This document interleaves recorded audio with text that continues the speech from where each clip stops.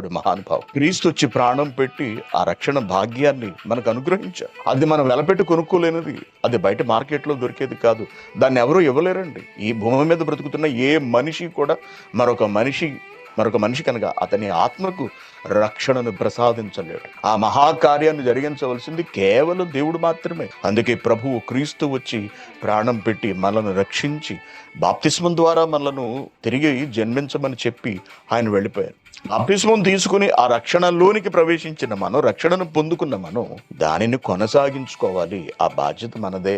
మీరే కొనసాగించండి అంటే ఇది మరీ విడ్డూరంగా. నువ్వు గొడుగు నీ చేతికి ఇచ్చినప్పుడు నువ్వు దాన్ని తలపై వేసుకుని వెళ్ళాలి. నువ్వే వచ్చి పట్టుకో అంటే, నువ్వు పట్టుకొని నేను నడుస్తాను అంటే, దేవుడు కూడా అలాంటి ఆయనే. సరే నేను పట్టుకుంటానని అంటారు ఆయన, ఎందుకంటే ఆయనకి ఎక్కువ ప్రేమ కదా, ఆయన అలా పట్టుకుంటారు.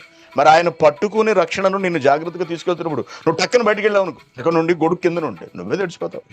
కాబట్టి రక్షణలో కొనసాగకపోతే ఆ వ్యక్తి, ఆ క్రైస్తవుడు తన రక్షణను కోల్పోయే అవకాశం ఉంటుంది. అలాగే కొరింథీయులకు రాసిన మొదటి పత్రిక 5వ అధ్యాయం, కొరింథీయులకు రాసిన మొదటి పత్రిక 5వ అధ్యాయము 4వ వచనం తీశారా? ఏమనగా ప్రభువైన యేసు దినమందు వాని ఆత్మ రక్షింపబడినట్లు శరీరేచ్ఛలు నశించుటకై మన ప్రభువైన యేసుక్రీస్తు నామమున మీరును నా ఆత్మయు మన ప్రభువైన యేసుక్రీస్తు బలముతో కూడి వచ్చినప్పుడు అట్టి వారిని సాతానునకు అప్పగింపబలెను అంటున్నారు. సరే, ఒకడి గురించి మాట్లాడుతూ ఇక్కడ చాలా విలువైన సంగతిని పౌలు గారు ప్రస్తావిస్తున్నారు. ఏమనట?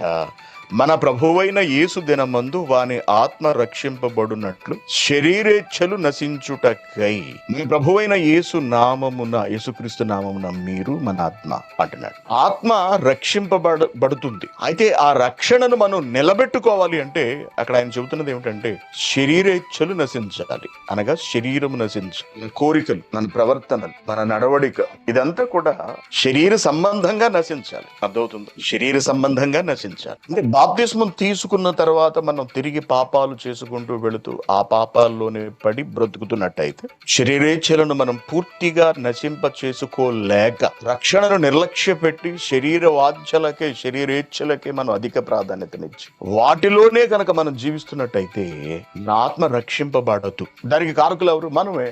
ప్రవర్తనే మన రక్షణను కాలరాసేసింది. మన శరీరేచ్ఛలే మన రక్షణను దారిమళ్లించేసాయి, మనలను తప్పించేసాయి.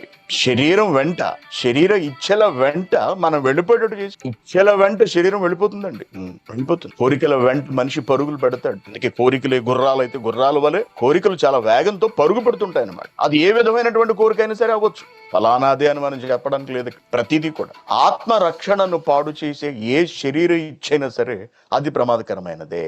కాబట్టి